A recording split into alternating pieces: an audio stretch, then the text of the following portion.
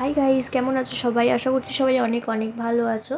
আমার একটু শরীরটা খারাপ, প্রচণ্ড ঠান্ডা লেগে গেছে, জ্বর এসে গেছে। সো এটা দুদিন আগের একটা আমার আজকে আমি তোমাদের সাথে শেয়ার করব আমি অফ টাইমে বাড়িতে বসে কি করি। সেটা হচ্ছে, এটা একটা অনলাইনে পারচেস করা একটা খাদি শাড়ি।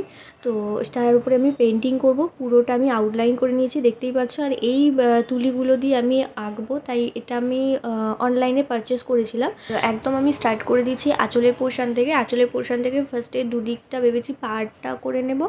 তারপরে যদি ভালো লাগে তাহলে আমি বেসটাতে কিছু করব। তো এরকম একটা জায়গায় দাঁড়িয়েছে, এর উপরে আরও 3টে হবে।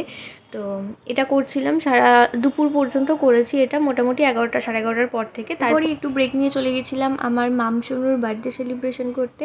তো এখানে অনেক এনজয় করেছি, কিছুটা ফুটেজ তোমাদের সাথে শেয়ার করেছি, সবাই মিলে ছবি টবি তুলেছি। এটা ছিল আমার ডে 1, পুরোটা কভার করতে ডে 2 খুব